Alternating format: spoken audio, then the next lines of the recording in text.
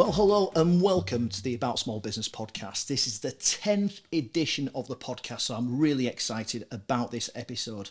Not least because we've reached the 10th episode, but because I've got an absolutely amazing guest for you on this edition. I'm now going to be speaking to Carol Barwick, who's a hypnotherapist and a coach. So, Carol, I'm pleased to be speaking to you. Now, when you first came on my radar, I was on the understanding that you were a counsellor, and I understand from speaking to you just before we started that that isn't the case. So I just wonder, for the benefit of everyone else, if you could actually sort of explain what it is that you do. Right, yes. No, I don't do counselling. What I do is hypnotherapy. I also do training, coaching and mediation. And I also blend the coaching with the hypnotherapy, which becomes hypnocoaching. Wow. And a lot of my clients are from the corporate world, but I also work, my youngest client was 7, she had a fear of buttons, and my oldest client was 77. And in between there's everything. So basically you might think, well, that's a disparate list of what you do in a business, but a lot of my clients use all of those things. So I work a lot in education, and they might ask me in to start with to do a mediation. They may then ask me to do some coaching. Then I could do some training for teachers and support staff. And I've even done assemblies for 1,000 pupils, building in, with all of them, the mental health aspect. So that's an awful lot, and certainly quite a full service. So what kind of issues would someone contact you with? Say, for example, a school, what sort of issues would they contact you with? Right, well, with the schools, I work with the pupils and I work with the staff. So the pupils, it might be anxiety, stress, self-harm, suicidal thoughts, bullying, confidence issues. All of those things are regular. All of those things, I mean, certainly seem to have been I mean, if we can believe what we hear in the news, all of those things have been quite major and certainly compounded post-COVID. For sure. And I think this is what fascinates me a little bit. It's because I think most of us would have heard of the school counsellor. Yes. So why would, do people come to you if the school counsellor has been unsuccessful? Would they come to you if they've maybe not got a school counsellor? I think that the schools do have that facility in place. However, there's a waiting list. Right. And quite often the cases are referred to me, and I might get 4 or 5 cases referred a week. So, the COVID, as you mentioned before, what was one of the main reasons that there's been a massive spike in mental health issues. And we're really just seeing the fallout of that now. Yeah. So what happens is they ring me up and I get the people in as soon as I can. So I will work with them, and my work, the college, for example, one of the colleges I'm working with, will pay for 3 sessions for each pupil. And I generally, counselling would go on for a long time. Yeah. My service is I'll help someone in 3 sessions or less. And that is, they fill a form out before they see me. I've got a one for pupils, and then I've got a one for adults, if you like. I would then create a mind map, which starts off a bespoke service. So they would be able to tell me what the real issues are, the why. What's the root cause of what's happening? And then I gear my service in that moment to helping them in a way they will understand. And not only that, I will explain the tools and techniques that I'm using so they understand it and come on the journey with me, right, rather than it's something that's being done to them. And that's anybody at any age. Because if you understand, then you get it and you realise and appreciate the changes, and you don't try and fight them. Well, this has happened, but I don't understand it, so maybe it's not real. So if they understand the tools and techniques and I explain and take them with me, then I find that the results last. Is there a discernible difference between when you work with children and working with adults? Are children perhaps more open? I don't know. Children can be more open. It depends on their background as well. And that's right. An interesting question, because sometimes, depending on the age, they will have to come with somebody, and I will need the form signed by an adult. And when they come in, quite often I work with the families as well. I was going to say, would that make it more difficult to work with a child if, say, they've got your responsible adult with them, or? It depends what the child wants. Right. So if the child wants to have somebody there, if they're low in confidence and they're worried or afraid or frightened, then it's good to have an adult there. But the adult doesn't get involved in the session. I'll set the scene first because the client is the young person I'm working with. Yeah. And so what I have to do there is gain trust very quickly. Yeah. Get them to understand me. I treat them with respect. I treat them as an adult, depending on the age they are at. Or if it's a child, I go to the level that they will be able to appreciate what we're doing, have some fun. I'll do the book and the balloon to see the suggestibility tests, and then I give them tools and techniques and tips they can... Can you say, sorry, the book and the balloon? The book and the balloon. What I do is I give them tools that they can show how their mind works to them, and they can use them with the pupils back at school. They can show them these tricks. So a book and a balloon is a suggestibility test. So you would get them to hold their hands out, one hand's turned down, the other hand's up, and then the suggestion is I put a massive pile of books on that hand. They've got their eyes closed, and there is hypnotic suggestions that's getting heavier and heavier and heavier. And then I put balloons with helium on this one. So the suggestions get them to go like that. They open their eyes and it's wow. Or I might do magnetic fingers for children. The magnetic fingers is you put your hands together, press your palms, and then I'll say, well, in a moment, not now, but in a moment, I'm going to ask you to put your fingers up like that. And the minute you do, there's a magnet pulling those fingers together. And if you concentrate on the gap in between, the more you try and hold them apart, the more they go together. That's the magnetic fingers, and they can't separate them. So that means that this is how powerful their mind is. So you get buy-in. But they also have something they can show their friends, so they think this is great. It's interesting because my only experience with hypnotherapy, hypnotists, hypno, whatever sort of suffix we might want to place there, is when I was at university. And we had, I did wonder if that might be a reaction, but we had a hypnotist come in, and I am going somewhere with this. Yeah. And just with you saying about the fingers, the hypnotist asked the whole crowd, must have been, I don't know, maybe 150 people, to do that. And within that, they seemed to be able to gauge who was going to be susceptible to what they wanted to do. And I mean, it was weird because I kind of wanted to be hypnotised, but it's not happening. It didn't work for me. Yeah. But I do recall there was one girl in particular who went under his control. And I think he killed a fairy or something like that. He made them all believe there was a fairy, and he like sort of put this fairy on the floor and stamped on it, and this girl just went absolutely, you could see, and the guy was visibly scared because she went for him, and he had to like sort of just say sleep, and she just collapsed to the floor. So where I was going with all that, with that sort of rather protracted anecdote, is are some people more susceptible to that than others? Yes. Yes, there are what's called somnambulists who are very, very good at going into trance, and even talking to them, you could do conversational hypnosis and get them to go into a really deep trance. But to go back to what you're talking about, that is stage hypnosis. It's for notoriety, it's for fame, it's for money, it's for entertainment. And the reason they do the suggestibility tests, as in holding your hands together, it's similar to the magnetic fingers, is to find out who to invite on the stage, who to work with.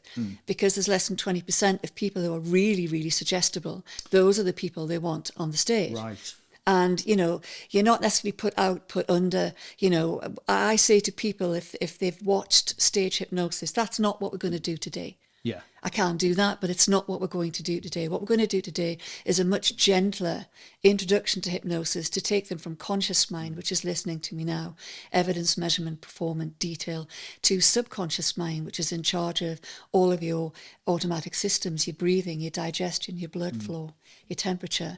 We speak to that part of your mind. Why? Because it believes what it's told. And you can trick that mind. It doesn't differentiate between what's real and what's imagined. So you put hypnotic language and embedded commands in. And I always say to people, you know, you're not going to bark like a dog at the frozen peas in Tesco or divulge family secrets, but if you want to, I can add them in. And they'll say, no.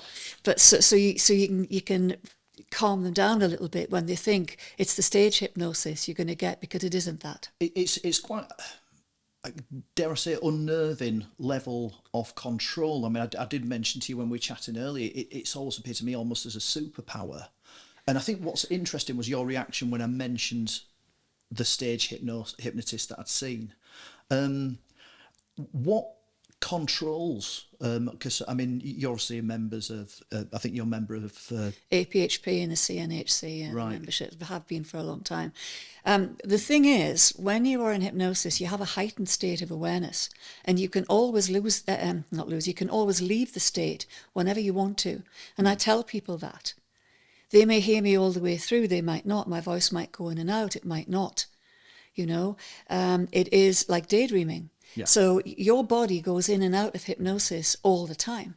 If you're watching the match, okay, and you're watching the match and it's on the screen, everything else in the room you're not aware of, you're concentrating on the match, particularly when there's a potential goal. That is a form of self-hypnosis. When you wake up in the morning, it's hypnomorphic. You're in a hypnotic state between sleep and waking up. Going to sleep at night, hypnagogic. In between being awake and going to sleep. Just as you explained that, I think now it's become a little bit clearer as to how that can kind of help business, how it can help education, and how it can just help with life. Yeah. I mean, if you're driving somewhere that you drive a lot, you're driving almost hypnotically because you're not aware, you pull up in the car park at work and think, God, did I stop at that red light? Because you're on autopilot. That's a form of hypnosis, That is interesting, the autopilot, because it's, but it is something that we do when we're, in our day-to-day, a lot of us in our jobs. That's right. Are on autopilot because it's something we do every day. That's quite fascinating. So, because a hypnotherapist and coach, is there a clear distinction between the two? Because as you're talking to me about what you do with the hypnotherapy, it's seeming like there is a very, very clear link. Yes, I mean, hypnotherapy is to help somebody with, I hate this, but a problem. They come to me for stress, anxiety, a fear, a phobia. So, for example, a fear might be a fear of driving, right, a fear of flying. And then you dive into the fear of driving, for example, even more. What is the fear? You drill down to the why, because that's why I do a mind map. I don't, just because someone comes to me for anxiety or stress or a fear of something, I don't think it's the same as Mrs. Smith, who was in yesterday, or Thomas, who's booked in tomorrow. I ask them, what is the root cause? Where did it come from? So you look for root cause, the why. And it might be that they've had an accident. It might be that they felt oppressed on a motorway at some point by big lorries. Yeah. It might be that the open expanse frightens them. It might be that they can't see the exit in case they need to get off. And it's a serious thing because they're in charge of a machine while they're having potentially a panic attack on a motorway. Not a good place to be. Not a good place to be. So, that can be a couple of sessions just to sort that out. Right. Yeah, and if there's an event that has created that. So, for example, I worked with a housing association a long time ago.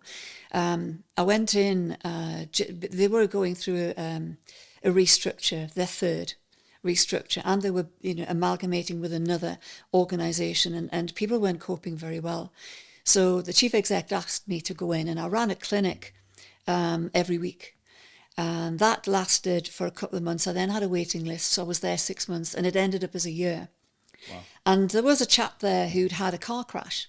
He'd pulled up to a junction, and a car had been out of control and smacked into the side of his car. So then he reran that in his mind every time he reached a junction. So this was the why. He was waiting for that, and he was nervous and anxious in the car. So I was able to use a rewind technique. So I took him, and the difference between me and counselling, and I'm generalising here, counselling might take them through that and bit by bit and go through it. I don't do that. I get the person to sit and look at a screen, say a cinema screen, observing but not in it. Yeah. And then the screen is at the end of it, black and white. I get them to take the screen back to before the event, full colour, run into it. Remember how composed you were. That accident hadn't happened. You are, you are calm, comfortable, a really confident driver. Run into that image and see what you see, hear what you feel. Understand that is where you can go back to. It's not saying the accident didn't happen, but the impact on them is lessened. Yeah. So then he was able to get into the car again and drive and do his work. He had to drive for his job. So essentially what you do is training the brain. Yeah. There was another lady I worked with who has to go into properties, and she'd been bitten by a dog rather badly. Her stomach, big operation. It had literally taken a chunk out of her stomach. Wow. And you see a lot in the papers today about dogs. So this was quite a few years ago. And I'm not divulging any secrets about clients here. I'm giving you a generalization. So she was really up a height. Every time she approached a house, especially if she heard a dog on the premises, and she'd taken time off, and this mental health aspect of her job was getting to the point where she couldn't do it. So again, I did a rewind technique to before she'd even entered those premises. So whilst she had the scars of that incident, and it had taken place, it wasn't in here, it wasn't in there, it wasn't impacting on her day-to-day life anymore. And that can take minutes. Just interesting as a sort of picture that, you can see how that does work, because you're kind of focusing on that, I suppose, what seems like something massive that's happened. Yeah. Well, it was really big for her. It was quite a bad injury. Well, yeah, certainly, sort of quite traumatic. But then, in the, all that time in the life that she's not been bitten by a dog, and training your brain to kind of focus on that. Yes. And I suppose focusing on what you can change and not focus on. You have control. Your mind is an amazing thing. It's the most powerful computer on the planet. It's a case of harnessing it. Why do you think people are so cynical about that? What's hypnotherapy? Just generally, because you mentioned about the control, not so much hypnotherapy, but just the mental health, the control that we've got over our brains. Because certainly it's something I've just literally started looking at how you can control your brain. Yes. And certainly there's a quite a, obviously I'm sure you're aware the algorithms work on TikTok, Facebook, a lot of these things, and like sort of people talking about controlling your brain. Yes. Starting to trend on social media. But it is something that I know a lot of people are quite cynical about. I think when you train a muscle, you can see that development. It's visible. Yeah. But because people can't see the brain and its workings, I think perhaps there's still a degree of cynicism. Would you agree that cynicism's there even?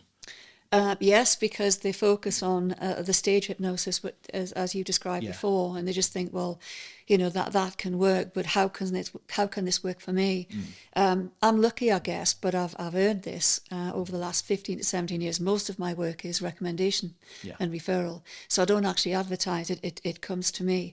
But a lot of people come, and one of the things I do, which I alluded to at the beginning, was I will show them what they've been doing.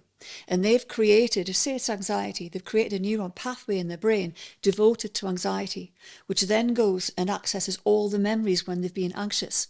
Then you get the response, and it's different for each individual. It might be that they get a pain there. It might be that they start to feel hot, or their breathing changes, or they feel sick, or they get pins and needles, or they pass out. And that's what they concentrate on. And I'll say that this is a circle you've been running. And you only needed to do that 3 times to establish a habit. We can switch that off. So if you think of it as a circle, I use metaphors in my job all the time. The circle goes round, thought, memory, response, whoosh, whoosh, whoosh. I can give that circle a flat tire. So the response doesn't activate, it doesn't get in here, it doesn't get in there. And that can happen in minutes, and then they can test it to make sure it's worked. And that's what I do in session 1. And I show them that their brain is the same as a switchboard with everything. I'm old enough, I can remember those big switchboards with the plugs, right? And what I'll say is I'm going to pull all the plugs out that are not of any value to you.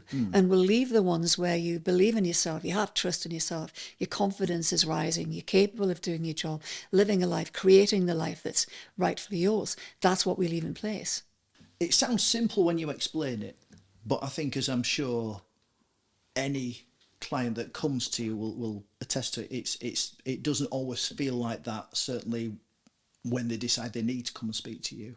No, because, I go through a few boxes of tissues a week, and I have the word Gucci on the side, so that's a pattern interrupt. When I give them out to have a Gucci tissue, straight away, that's cut through the sadness. The fact that they're Gucci tissues, they're not, obviously. It sounds so simple. It's called a pattern interrupt, and you can reframe the way people have been thinking just by changing a few words. But to get back to an earlier question, which I don't think I answered properly, the difference between hypnotherapy and coaching. So hypnotherapy, people will come to me sometimes with a shopping list. Yeah. They'll have a shopping list, and I'll ask them which is the most important one, and perhaps a few things are linked. Then we'll go back to the event that started it. So I'm dealing with specific issues related quite often to mental health. Yeah. Or confidence, or something that's happened as a child, because they say, show me the child, I'll show you the adult. And that is a fact. So you're running the same loop, the same story in your mind. But coaching is different, because I will get a call from a company. There's a few companies that use me. I'm on standby, speed dial. And they'll say, we've got a manager whose mother's just died. She seems to have taken that rather badly. That has affected her confidence, her self-belief. Her communication isn't as good as it was. Can you do some sessions with her? So I'm not formulaic with that. I work with that person as you're working with me in this interview. And I'll do the mind map. They fill a form in. And I like results. I have a sort of a business approach to even hypnotherapy. And I say, what do you want from me? What 3 outcomes do you want that to be different as a result of working with me? And so we'll have those 3 goals, and on the last session we'll revisit those goals. So they might want to feel more confident, less anxious, and be able to do a presentation. Just because, you've mentioned about your business approach to it, and obviously you are working with businesses, and we'll both be acutely aware that businesses often do want measurable results. How hard is it to measure the success of what you do? Because I'm sure your clients will feel it, but in terms of if you're getting some corporate person that comes to you and wants to talk percentages and things like that. That's a great question. At the end of coaching, I always send an evaluation form, which I ask if they can send it back to the company, and it's specifically about the differences, the changes, what's improved as a result. But very often I will, so for example, a college I've been working with since 2008 sent their latest manager, and this particular, the woman is great to work with because she's really clear on what she wants. They use me for mediation, coaching and training, knowing that I'll build in the mental health thing, and even in the training I do demos.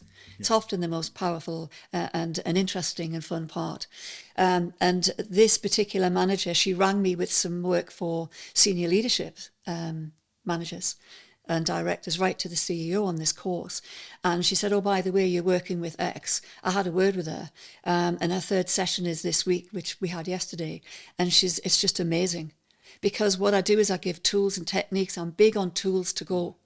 And then people get homework and they come and present to me their progress. So I have an eye all the time fixed on the differences, the changes that person wants, how we're doing. So she's able to, this particular manager's got a team that's testing.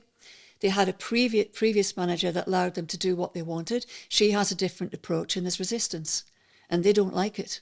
But she's paid to manage, and she should be able to do her job. Her confidence, and this is where this is hypno-coaching, because I'm working with her confidence. So I do some recordings on embedded commands. Your confidence will be growing. For example, I take her into future pacing, where she's in a meeting with this particular man who is a bully. Right. And she's managing it. And then she steps into that image of her managing that, and notice how good that feels. Then she becomes that. And what I find is I can judge, because I've done this a long time, people sit taller, their eye contact is better, they actually own what they're wanting to achieve. They own it. It's something that takes place. Quite often in the first session, then we build on it. I don't know if I've said I love my job, by the way. and I have had the pleasure of working with some amazing people over the years. And I found I'd started off with Paul McKenna in London 2 years running. I've seen that on your website. Yeah, using NLP, which is neuro-linguistic programming, and that is the science of communication. It's also understanding yourself and others. So I use that as well. And then now I keep abreast of all the changes. I do CBD all the time. I've got a one tomorrow night.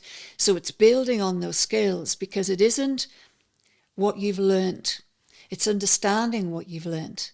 Yes. And then it's getting that across to the person you're working with. There's the key. You can be the best person in the world, quote chapter and verse, but if they don't understand what you're doing, you've not got change. You've not. They haven't understood it, therefore it might not happen. So I bring them with me. So after 5 years, I understood more of the training because I'd added to it. Then you get good at it. Then you can be relaxed while you're doing it more and more. And it's just an amazing thing to have that toolbox to be able to help somebody who has been suicidal or has suffered a bereavement. Yeah. I had a girl this week and she'd lost both parents, and then her best friend died as well. And that, she wasn't in a good place, and she was recommended to come and see me. And by the end of the first session, I didn't do hypnosis because she wasn't in a place where she would trust me yet. But I did do integral eye movement therapy. So your eyes are part of your brain. They've witnessed everything. And that is a tool, even when I'm on stage, I do, and it gets results in minutes. And tapping also. You don't need to believe in these tools. A lot of these tools that you're mentioning, they seem to get results really, really quickly. Yes, they do. Rapid transformational tools. What's occurring to me is, because you're coming out with so much information, and it almost sounds magic. It sounds like magic. It can seem like magic, because sometimes people leave and I think, wow, what happened there? What actually took place. And I always feel grateful that change took place, because, I am totally focused on that person that I'm working with. And sometimes, you think you've heard it all. And then some people have had such sad, horrible childhoods. Yeah. And if you can help them with that to go forward, despite that, then it doesn't get better than that. No, absolutely. If I can take you back almost to your childhood, just from, I don't imagine that you were at school thinking you wanted to be a hypnotherapist. What's your story going back from? Did you enjoy school? Did you? Well, I grew up just off Shields Road in Byker, and my dad was like Frank from Shameless. He drank twice every day, smoked 60 roll-your-owns with no filter. He didn't work. And so my mum didn't have the best life. She held down 2, sometimes 3 jobs. So that's where I get my work ethic. But my dad died, I was 22, I found him. He'd had a brain hemorrhage, died 6 hours later. And my brother followed his so-called role model example, and he ended up on the streets. And he'd been dead about 3 weeks when they found him. So, from that background, I view that as a platform. And I wouldn't be where I am successful today unless I'd had that, because it gave me that push. How did you, because that's quite a lot of trauma. I don't view it as trauma. It was normal to us as children. That's what we understood. That's all we knew. Right. And you can have things that come forward as an adult. So money. Those arguments about money clearly every day. So for me, it creates security. So what I have here, I've created. I've worked for every brick. I haven't won anything or married somebody rich. That came as effort. And I value that.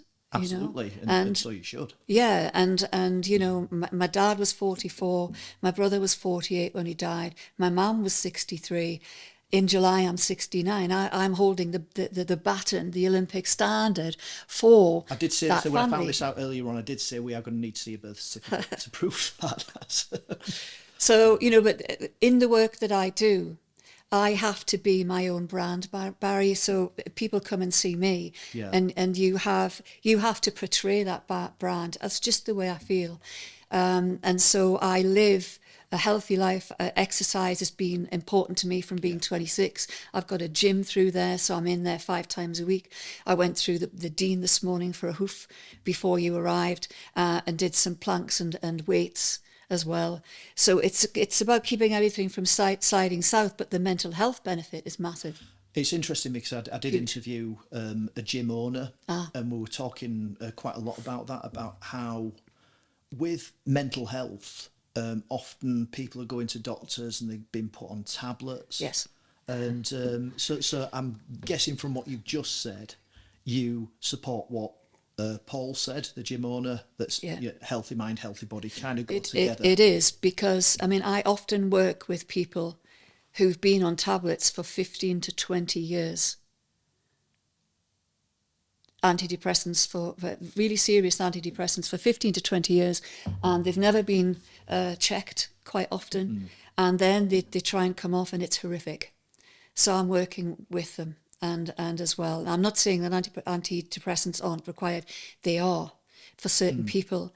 But I think if you eat right, if you have support around you, if you exercise and you get some help, and that can be counselling, CBT, what I do, or just having a support network around you. Yeah. And men are less good at that than women are, We're which dreadful. is We are why absolutely terrible. which is why under the age of 45, 47, suicide is still one of the biggest things that kills men, which is terrible. And I do work with people who are in that place. Yes. I mean, again, the first one of these I did, Simon Bourne, shoe guy, he's a huge advocate Yeah. for seeking help. And he's bounced back, hit rock bottom, bounced back from that, and he's doing tremendously well. But it's not a secret anymore that men are dreadful at seeking help. They're a lot better than they were. Yeah. And that is why, when I'm coaching, I'll build in a mental health toolkit. If I'm training, quite often it's mental health awareness type things, so resilience, mindfulness. I delivered a course to a college recently, and I called it Life is Too Short. So it's like what gets you motivated, what peels you off the sheets in the morning, get the nerve back for your job, how to do that. And it was a 90-minute, and they loved it, and they've booked it again. I'm a main speaker at a trust in May for about circa 300 people. And that, again, they've asked for my story, but also how I overcame that childhood, which I don't feel is a brick that was holding me back at all, and how I've done, because I have created success in my life, but it's relevant, isn't it? Absolutely. There's always somebody got more, got a better business, whatever, but I'm really happy with what I've achieved. So I always put a flavour of mental health in whatever I'm doing. Brilliant. So what was your first job? My first job was for Barrett Developments on the drawing board. Right. And I was the only girl there. I went to, it's Newcastle College now, but it was the Charles Trevelyan Technical College at the time. And I did a technician's course. And I was the only girl in that college. I was so nervous I threw it by the lift on the first day. Yes. And actually I didn't complete the course because I became allergic had a severe reaction to the ammonia. They take the prints off. Right. Because when you're working with them, you'd be doing this, and I got conjunctivitis right around my eyes, which was not a good look. It was all pink and scabby. Yes. What made you decide to go into, I suppose, a male-dominated environment, and then you seem after that to be getting signs that are telling you it's not for you? Well, it was a job that I could get at the time. I didn't put too much thought into it at 17.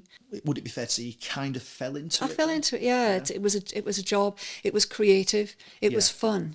The people in the drawing office, it was such a laugh. Honestly, it was brilliant. And that was for Barrett's.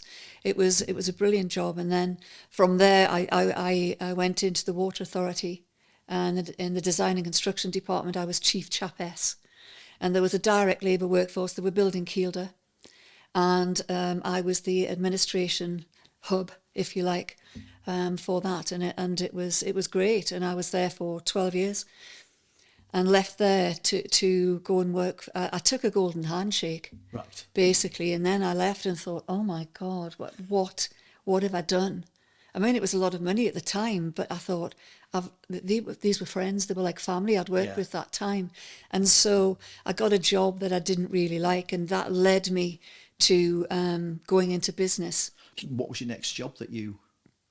It was working for a company, I won't name them, in Corbridge, and it was employment training.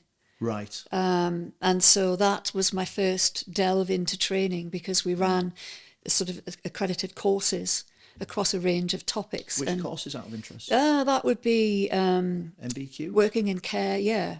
Yeah, working in I care. had a brief spell of that myself. Yes. Working for a company, and it never felt right to me. No. So I was there, and I was in charge of sales from Amble right the way through, down through Northumberland and covering Newcastle. And I'd had no sales training, but I did very well there, and then left and went into business with a lady to set up a recruitment agency, and I hadn't worked for one. Right. So You and I have got quite a lot in common there. yeah, so Sort of sales, the training and then recruitment. yes, and so we set up this recruitment business, which, as you know, any small business is severely underfunded. Yes. And I was hoping to learn from her, but after a short while, she left, and it was 1991, and we owed £18,240.64, and NatWest at the time, it was a partnership, joint and several liability, took a hold on my little tiny semi-bungalow in Cramlington. I remained thinking, well, I'm not going to lose my house. Yeah. There is a way I'm going to save this. And the business support services at the time, this lady was lovely, but she came and said, you just can't save this. It's insolvent. Right. And I remember sitting in the office, which I called a little departure lounge. I could touch all four walls. And I remember thinking, I'm going to do this. And whatever it takes, I'm going to do it. So I took it from there to £1 million turnover and sold it. Wow. And even personally that year, if I was a wine, it wasn't a good year, because there was lots went on. But they say what doesn't kill you makes you stronger. And everything I've gone through, and I've been here a long time on this earth, is experience that I can then use to help someone else. Yeah. So if I do coaching for new business owners, for example, that I can take all of the experience that I've got, anything I've gone through personally, if it's relevant, I'll say, I know how you feel, because I do. Yeah. And that helps people to trust you and come forward. Not every therapist or counsellor will work that way, but I find for me, it does work to sometimes share and say, not your heart on your sleeve and everything, but just say, look, I've been there myself. I suppose in every field you've got that experience. Yes. And you're just, I suppose, been brave enough to... Well, sometimes you have no choice, So I was either going to lose my bungalow and leave the business, or I was going to save it. It's interesting what you say about you had no choice, because some of the people that I've been speaking to, they say, for me, for myself, working for myself, it didn't feel like a choice. People said, that's really brave of you. So it wasn't. It wasn't brave. It was just something that I had to do. That's right. Well, when I'm saying I had no choice, my decision was to turn it round, was to save it, was to learn how I could do that. Yeah. There's always a how.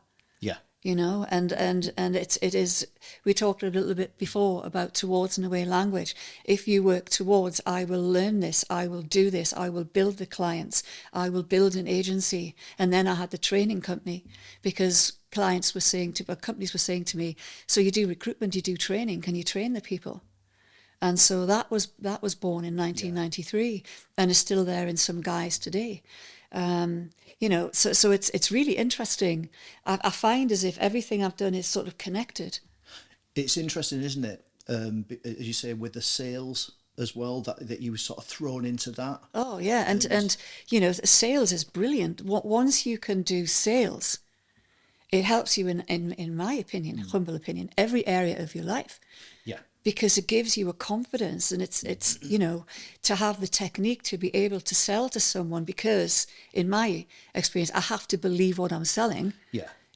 I have to believe in the widgets or the service. I think that's interesting, because sales doesn't always mean what people think it means. No. The last interview I did was with a chap, Neil Marsden, and he was saying he wasn't good at sales.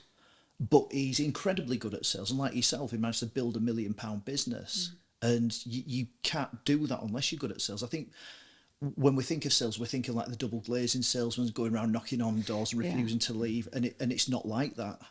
Well, I always think people buy you and then they buy what you're promoting, Yes. or, that is it. They need to understand that you have a good heart, that you are honest, and Yes. that what you are promoting or selling to them, it's in their interest to listen. Yeah. People buy from people they know. Yeah, but you've got to do it in a way that's what I call like a touch base. Yes. When I do sales training, I'll say to them, there's different sorts of calls. There's just a touch base. Yeah. And there's A, B, and C clients as well, and A, B, and C customers. So an A customer will say to you, which I had earlier this week, we want this course. This is when it's going to be.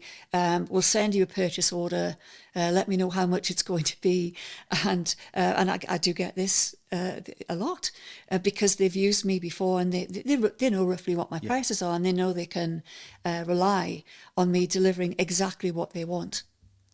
Brilliant. So And so how long did it then take you to become what you are now? it's ongoing. It's An ongoing process. It's a work you in did mention progress. earlier on about the CPD. Yeah, it's a work in progress. I learn everywhere. I learn from people that I meet. I learn from Instagram. There's a lot that I use from Instagram today. Right. I'll make notes and then I'll do it my way. So I'm constantly changing models and approaches. Are you on Instagram Yes. yourself? Yeah. What's your... Carol.Barwick 1, I think it is. Barwick Yeah. was I don't do it for work though. Right. I see. No, and I should really, and Facebook and everything, but I don't. I have enough work coming in. It is the recommendation, the drip of the tap coming in. And that's good, because if people have been recommended, they've been recommended and told that you're good and that you get results. So they come with that expectation, no pressure, they'll walk through the door. But I love that because it almost sets the scene. Fantastic. Well, Carol, it's been absolutely fascinating. I think anyone that's watching this will have had their eyes opened as to any cynicism regarding hypnotherapy, coaching, that kind of thing. I've just genuinely really enjoyed the conversation. So, well, thank you. I mean, if anyone needs help, if they've got mental health issues, they're feeling in a vulnerable place, stuff has happened in life, and they feel as if they're a tent peg being knocked into the ground, get some help. A lot of companies these days have, mental health support in place. And you can't really tell when somebody is suffering, because on the outside facade, they can look absolutely tickety-boo, but they're not. So I've been running courses for managers to identify what those signs are and to how to confidently approach someone, and then either help them in a very basic way, which is sometimes enough, someone just to understand, or to signpost them. But there is a lot of help out there today, and if anybody is listening to this that is thinking, well, I'm not feeling so good, these things have happened, I can't move on from that, I can't forget that, my relationship's just gone Pete Tong, I don't really know what I can do, I can't get over that, get some help. That it is out there, and that there is some good quality help out there. very wise words. Yeah. Carol Barwick, it's been an absolute pleasure. Thank you so much for agreeing to do this. You're welcome. Thank you.